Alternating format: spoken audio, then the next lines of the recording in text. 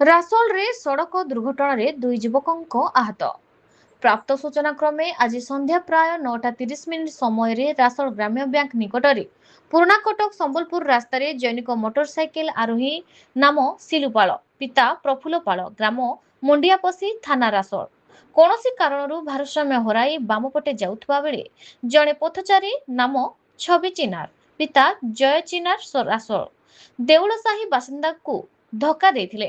ତେବେ ଜନମଙ୍ଗଳ ରାସୋଳ ସଂଗଠନର ସେବକ ରାମକୃଷ୍ଣ ବୈଦ୍ୟ 108 ଆମ୍ବୁଲାନ୍ସକୁ ଦୁର୍ଘଟଣା ସମ୍ପର୍କରେ ଅବଗତ କରିଥିଲେ। ଦୁର୍ଘଟଣାରେ ଦୁଇ ଯୁବକ ଗୁରୁତର ଆହତ ଅବସ୍ଥାରେ ରାସ୍ତା ଉପରେ ପଡ଼ିଥିବାର ଦେଖି ସ୍ଥାନୀୟ ଯୁବକମାନଙ୍କର ସହାୟତାରେ ଛବି ଚିନାରଙ୍କୁ ଗଗୁଲ ମେଡିକାଲ ଷ୍ଟୋରରେ ପ୍ରାଥମିକ ଚିକିତ୍ସା କରିବା ସହିତ ଅତି ଗୁରୁତର ଅବସ୍ଥାରେ ସିଲୁପାଳଙ୍କୁ 108 ଆମ୍ବୁଲାନ୍ସ ଯୋଗେ ହିନ୍ଦୋଳ ଉପଖଣ୍ଡ ସ୍ତରୀୟ ଚିକିତ୍ସାଳୟକୁ ସ୍ଥାନାନ୍ତରିତ କରାଯାଇଛି। ଘଟଣାସ୍ଥଳରେ ରାସୋଳ ପୋଲିସ ପହଞ୍ଚି ତଦନ୍ତ ଜାରି ରଖିଛି। ପ୍ରକାଶ ଥାଉକି ଛବି ଚିନାରଙ୍କର ମୁଣ୍ଡ ଓ ଗୋଡ଼ରେ ଆଘାତ ଲାଗିବା ସହିତ ପ୍ରାଥମିକ ଚିକିତ୍ସା ପରେ ସ୍ୱାସ୍ଥ୍ୟ ଅବସ୍ଥା ସ୍ଥିର ଅଛି ବୋଲି ସୂଚନା ମିଳିଛି। ସିଲୁପାଳ ଗୁରୁତର ଆହତ ହୋଇଛନ୍ତି। ହିନ୍ଦୋଳ ଉପଖଣ୍ଡ ସ୍ତରୀୟ ଚିକିତ୍ସାଳୟରେ ଚିକିତ୍ସିତ ହେଉଛନ୍ତି। ହିନ୍ଦୋଳରୁ ରଙ୍ଗାଧର ସାହୁଙ୍କ ରିପୋର୍ଟ, ନ୍ୟୁଜ ଓଡ଼ିଶା ଟିଭି।